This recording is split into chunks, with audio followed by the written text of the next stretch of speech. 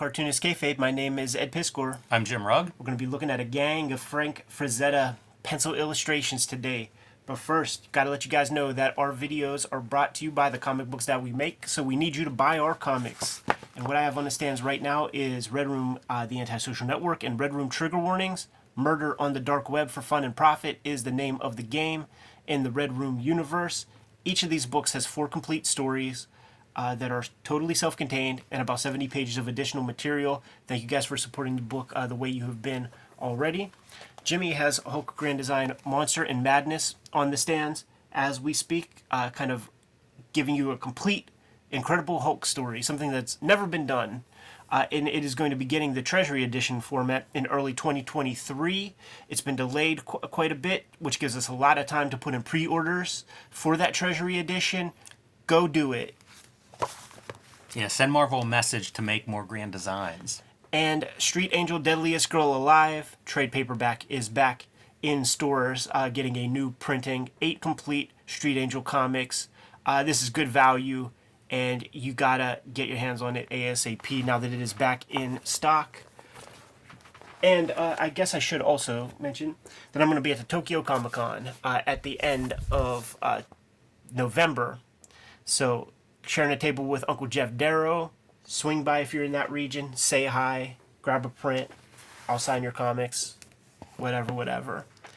Now, we were just at Baltimore Comic Con, James, and received tons of bounty. This is a standout piece. A erotic collection of 1993 Frank Frazetta pencil illustrations that were done contemporary with the time that it was printed. Had no idea this existed, and it shot up on the list of potential episode fodder. I've seen like 2 pages from it, and I am genuinely excited to go through this one. It's so cool that it's well, I say contemporary now, it's 20 years old, but like 90s work, like new work by him. So pretty exciting. Man, I love seeing his pencil drawings. We've looked at paintings, we've looked at ink drawings of his on previous videos, and by all means, everybody watching this, if you're a Frazetta fan, we've got some great Frazetta artwork on this channel, but it's so cool to see the actual, like the graphite and in newer pieces. Yeah, and this looks like the value is, it changes so slightly. It doesn't feel like the smudgy kind of stuff. It feels like that very time-consuming, like light touch to fade. Yeah, I wonder too, because there is texture, if that's croquill board. Yeah, or just a very toothy paper. I don't, It's close, right? It is close, and some of that could just even be the fidelity of like what was possible with capturing grayscale, in 1993. But it's all here, all of the Frazetta tropes. It really is. It's amazing to see him in different media and still be unmistakably Frazetta. You know what, man? In my very first Wizard magazine, number 37. It's a Frazetta article piece in there, and it's promoting this book with this image. Oh, cool. Yeah. This image is burnt into my fucking head, man. Here's what I wonder on something like this: is he lightboxing? Like, there's no construction lines visible, and it's pencil. Like, you can't get too eraser heavy if you're working out, human forms and things. That's a good question, man. Because these are damn near flawless and no sign of construction. I wonder if non-repro blue would not show up. I don't know. The creature design, spectacular. And you could see some play here. You could see the thickness of what that pencil lead is and things. Yeah, a little bit of an edge of a non-pointed pencil on that. Yeah, some squiggles. Also fun to see him building figures. Yeah. Because his figures, he's always great with having movement in a figure. He ain't one for toes very much. He's the first anti-foot artist. That's where Mike Mignola learned the how to draw feet. Liefeld, all those guys, you pay attention to that. This is almost a figure out of the EC cover. Oh yeah, yeah. The twist of the figure. It's pretty neat to see him doing that stuff too. I associate that with a Kirby and John Buscema. It's a very Marvel-esque style, twisting those figures. He would talk about pencil and ink as being it's just tougher because you can't have as many kind of happy accidents. A very precise form, and pushing oil around on a piece of masonite, you could get some real sexy things happening, but there is no hiding with a pencil. No. He's painting with a pencil. Because with the paint, you can come in and out of focus. Yeah. And with this stuff, it's like it's all more or less in focus. You could probably play a little bit, but great with just that idea of weight on these figures. That's amazing. Talk about weight, right? Like the Yeah. gravity and the squash and stretch of the tummy and the boobs. Even the cartoon of the face. Yeah. That's awesome. Man, you can see how this is comics DNA. Sure. There's so many cartoonists that have parts of this in their work. I see Wrightson in some of this stuff. This is nearly the Snoids from Sheboygan. There's a lot of Crumb comics that read this way. Funny to consider all the cartoonists doing their topless fantasy women next to each other. What a great, love this monster creature. Amazing. And I mentioned Mignola a minute ago. That is almost a Mignola piece. Like, you can imagine him throwing ink on that and making it his. Right. Yeah, the lunge, right? It's little things, man. It's the rocks getting kicked up here. It's the movement of the loincloth. It's the movement of his stuff also to, like, kind of counterbalance. Yeah, it's great shapes. If you were to just fill in the background in black or vice versa and just have the silhouettes, like, the negative space is amazing. The inertia of the axe feels right in this moment. That feels well balanced and, like, you know, that heavy axe is coming forward. Yeah, are there sketches for this stuff? Because this would be me doing a million sketches to find figures and get them in a form that I like. Can at least see some of his erasing happening. Yeah, I wonder how big this stuff is drawn. Yeah, that's a deficiency in this book. Like, we need some of those details. I need all of them. And then, like, did he end up painting some of this stuff? Yeah. I don't know. Wow, that's great. I don't know if this is a period, like, you know, he suffered several strokes in a row. And I wonder if, you know, that corresponds with the time with some of this material. That's amazing. Yeah. What a picture. What a creature design. You know, like, you just take that for granted, right? There's a little bit of lizard there, but there's a lot more going on in that creature design than just the starting with a lizard. Absolutely. And getting some splash thanks to the eraser. You know, using all materials, you know, getting some of the water by way of eraser, also cutting in scales with eraser. And this would probably be that kneaded eraser, like you get like a little tip on it and just smooth it down and just pick up some of that graphite. Yeah, some of the scale's really nice. That's another one. It's almost negative space, pulling out a light highlight here and there. Dude, playing the hits, man. Like, even this piece, like, could have been like a creepy or eerie cover. Like, he's done these kinds of covers. 100%. And this has that same feeling. Boy, the movement that he gets. You know, because that's a Dave Stevens level drawing of a, you know, like a pinup girl.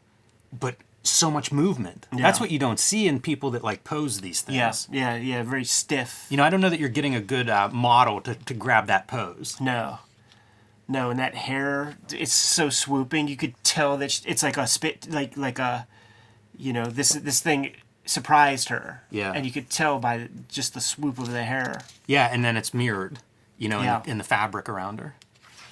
It's good stuff.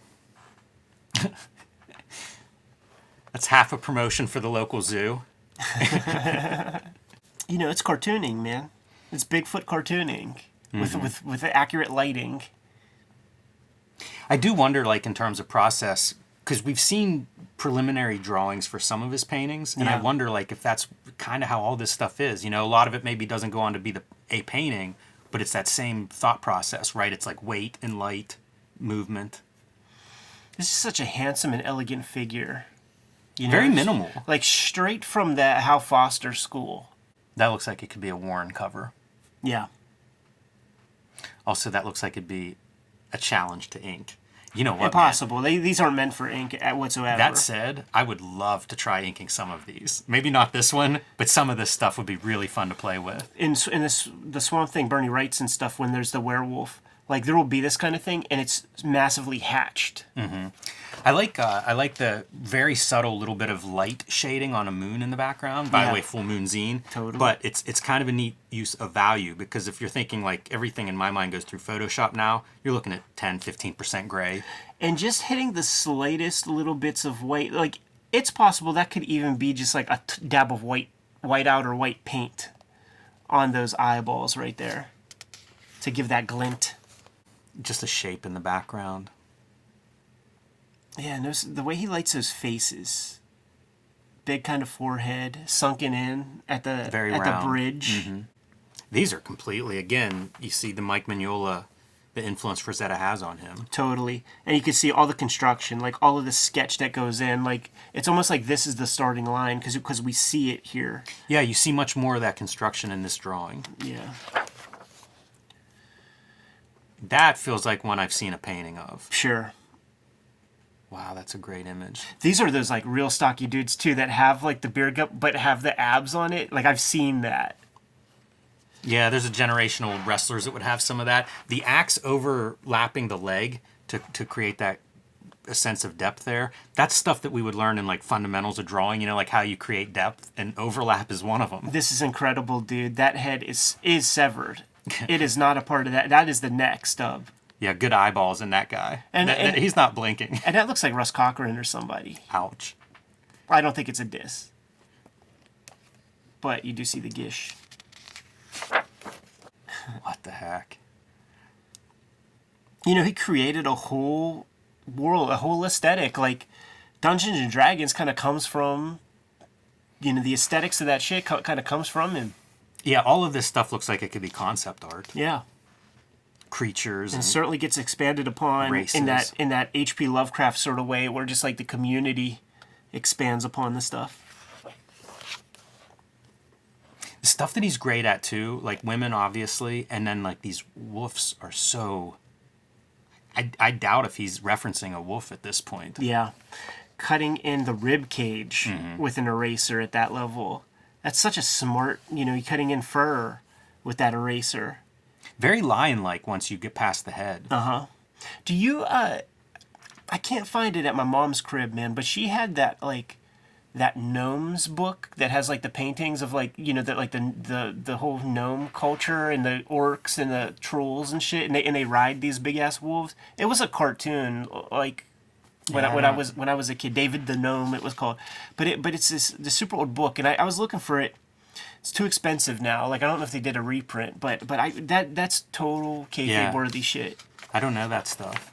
That'll be new to me whenever you break down and buy that book, or whenever a kayfaber sends it to you. Yeah. You're so right about Dungeons and Dragons, though. Like, how do you have Dungeons and Dragons without this guy? Yeah.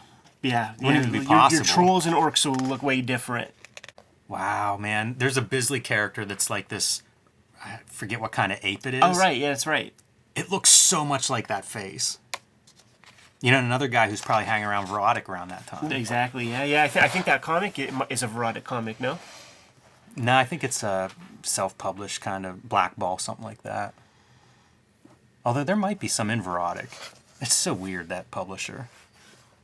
I always think whenever I have, like, those books, that I should store them as Verotica. Yeah. You know, like, there's a handful of those small publishers where it's like, just store them all together. Right. That's wild. Reminds me of pinball art. Yeah. I think that's another thing that he influenced in a big way. It's a 70s, like, there's a 70s aesthetic that I go to when I look at this stuff. Like, and it's, you know, it's van art, it's pinball art, it's those magazine comic covers and stuff. D&D, there's a whole group, there's like a whole subgenre of it. Just such elegant mark making. You know, that's the only way I could describe it. It feels sensitive. It's not a line that's carved into the paper. It's very soft. And also, how many of these, like, detailed stomach torsos have we seen in this book? All different too, right? That's awesome. I think that's the cover art piece, maybe. Yep. Yeah. That's really cool. Gorgeous.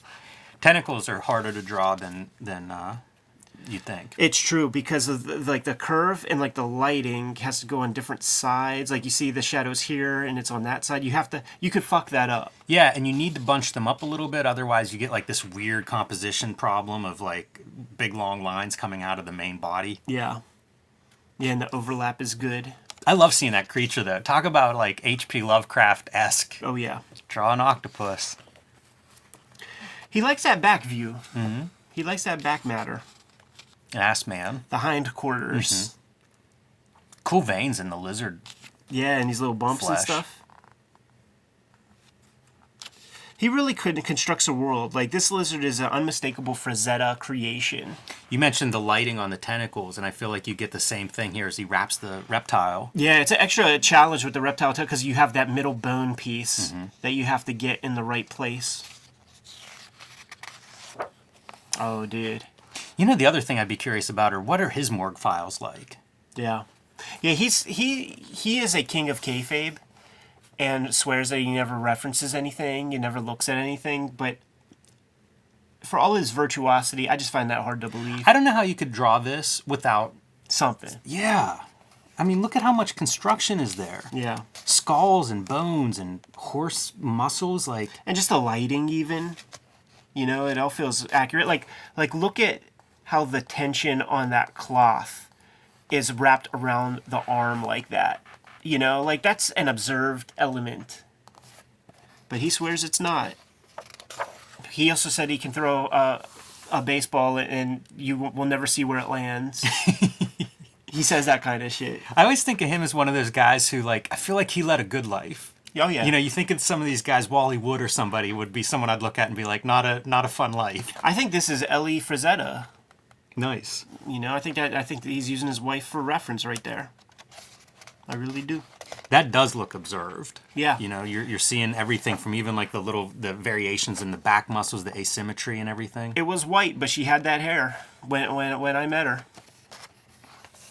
And the museum in East Stroudsburg, PA, had a beautiful pond and things. That's interesting. I was just looking at this and being like, so you do like a figure reference drawing and then you add the pond part. You know, you give it that exotic locale, but maybe that part's legit too.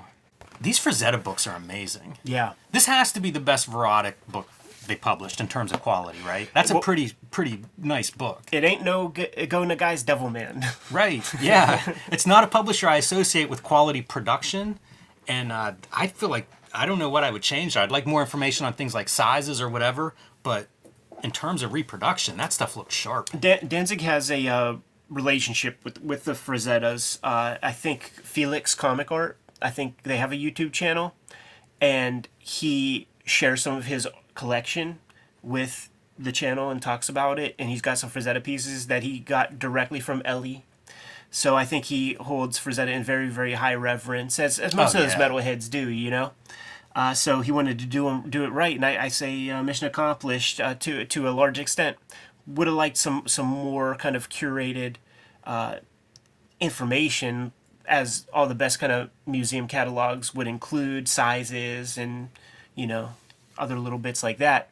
But thank you so much to the Kayfaber who brought this on by in Baltimore Comic-Con. We appreciate it so much. You added illumination to our eyes, and I think I'm comfortable getting out of here today. Jimmy, you good to go? I am. Kayfabers, like, follow, subscribe to the YouTube channel. Hit the bell. We'll notify you when new vids are available. Jimmy, tell the people what's out there. Street Angel Deadliest Girl Alive is back in print from Image Comics. 8 complete full-color stories. The perfect place to start with my work for longtime comics fans or new readers. Hulk Grand Design, Monster Madness. These 2 issues are out in stores now. You can pick those up, or you can pre-order the Treasury coming in early 2023. I want those numbers up. I want to send Marvel a message. Yes. And that's the best way to make sure you get a copy. It's probably the best book I've designed. So pre-order that one at your local comic shop today. And join me on patreon.com/JimRugg, where you can see a lot more of my comics and art. And you can download a new PDF of all of my comic book covers. Red Room, the Antisocial Network, and Red Room Trigger Warnings. Murder on the Dark Web for Fun and Profit is the name of the game. Each of these books contains 4 complete stories, along with about 70 pages of extra material. Thank you so much for supporting the books the way you have, and I'm serializing new comics on my Patreon today. $3 will get you the archive there. More than 300 pages worth of stuff is up there as we speak. New strips every Tuesday. You could get to all these links in my link tree in the description below this video. Jimmy, tell them what else we have out there. Subscribe to the Cartoonist Kayfabe newsletter at the links below this video. You can also find Cartoonist Kayfabe stickers, fanny packs, t-shirts, mugs, and more merchandise at our spread shop, also in the links below this video. Another great way to support the Cartoonist Kayfabe channel. Jimmy, given those marching orders, will be on our way. Read more comics.